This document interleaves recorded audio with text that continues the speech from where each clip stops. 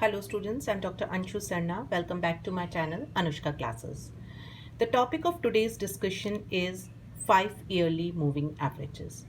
Students, मैंने आपके साथ अपने प्रीवियस लेक्चर में थर्ड मेथड हम लोग डिस्कस कर रहे थे टाइम सीरीज एनालिसिस का. मैंने इससे पहले अपने जो प्रीवियस लेक्चर्स हैं उसमें फ्री हैंड ग्राफिक मेथड और second moving method of semi averages आपके साथ डिस्कस किया था.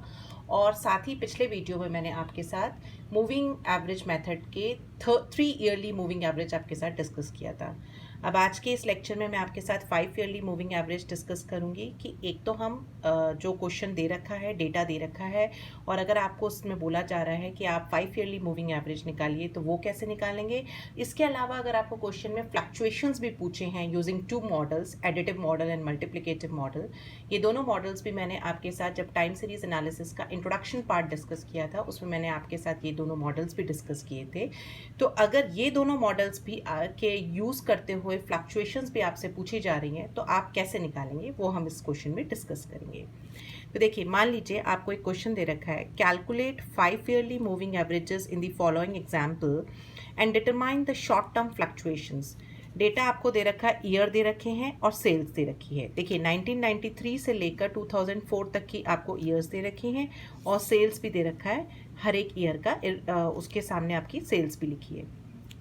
तो अब आप इस क्वेश्चन को कैसे सॉल्व करेंगे.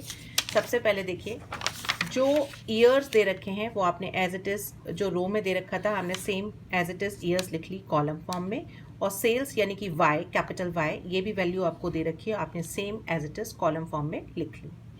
अब देखिए, मैं एक क्विक रिविजन करा देती हूँ. आपको सबसे पहले बोला है आप फॉरगेट अबाउट दीज 2 पार्ट्स. हम अभी फ्लक्चुएशंस की बाद में डिस्कस करेंगे.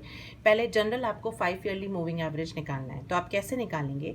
देखिए 5 ईयरली मूविंग एवरेज का मतलब हुआ आपने क्या करना है, 5 की ग्रुपिंग करनी है स्टार्टिंग फ्रॉम टॉप, है ना. यानी कि 21 + 30 + 36 + 42 + 46, 5 को ग्रुप करना है और फिर उसको डिवाइड बाय 5 करना है. ठीक है. फिर नेक्स्ट टाइम आप क्या करेंगे, जो ग्रुपिंग करेंगे वो सेकंड नंबर से करेंगे, 30 + 36 + 42 + 46 + 50 डिवाइडेड बाय 5. ऐसे ही नेक्स्ट टाइम जब आप ग्रुपिंग करेंगे तो थर्ड नंबर से करेंगे, 36 + 42 + 46 + 50 + 56 डिवाइडेड बाय 5. मतलब आपने 5 के नंबर लेने हैं, शुरू से ऊपर से ग्रुपिंग करनी है. फॉर्मूला होता है a + b + c + d + e divided by 5, फिर b + c + d + e + f divided by 5 and so on. अब बात आती है कि शुरू के ये दो कैसे छूटेंगे. देखिए 5 ईयरली मूविंग एवरेज है तो 5 की मिडिल वैल्यू कौन सी हो गई, थर्ड नंबर की मिडिल वैल्यू हो गई. यानी कि जो शुरू के 5 नंबर्स हैं इसमें से मिडिल वैल्यू कौन सी हो गई, 36.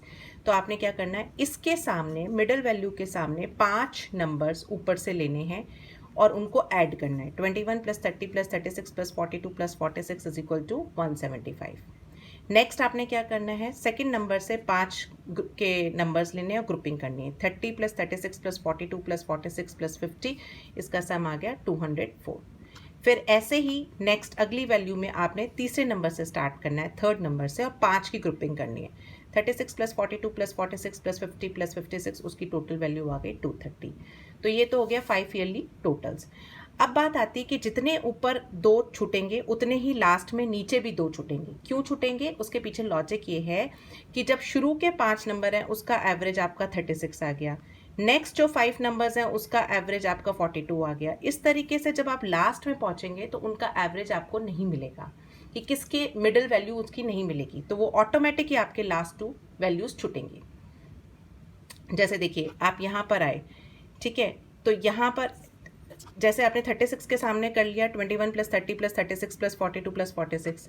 फिर आपने क्या किया, नेक्स्ट ग्रुपिंग करी, 30 + 36 + 42 + 46 + 50. फिर नेक्स्ट ग्रुपिंग हुई 36 + 42. इस तरीके से जब ग्रुपिंग करते जाएंगे और जब यहाँ पर आएंगे तो 63 + 70 + 74 + 82 + 90, ये 5 नंबर्स हो गए. अब कोई इसके बाद अगर हम 70 लेते तो उसके बाद कोई नंबर ही नहीं बच रहा, तो वो ऑटोमेटिकली लास्ट में 2 वैल्यूज़ आपकी छूटेंगी. फिर आपने क्या करना है, 5 ईयरली मूविंग एवरेजेस निकालना है, वाई सी यानी कैलकुलेटेड वैल्यू ऑफ वाई. आपने क्या करना है, जो वैल्यूज़ का टोटल सम आपने निकाला है उसको डिवाइड बाय 5 करना है और सारी वैल्यूज़ को आपने यहाँ पर लिख लेना है. शुरू की 2 वैल्यूज़ छुटी हैं तो यहाँ पर भी 2 वैल्यूज़ रह जाएंगी. 175 divided by 5 is 35, 204 divided by 5 is 40.8. इस तरीके से आपने सारी वैल्यूज़ लिख लेनी है. तो ये तो जो आपने निकाला, ये आपने निकाला 5 ईयरली मूविंग एवरेजेस, यानी कि calculated value of Y which is denoted by the letter capital Y C. C means calculated value of Y, जो कि आपने कैलकुलेट करी है.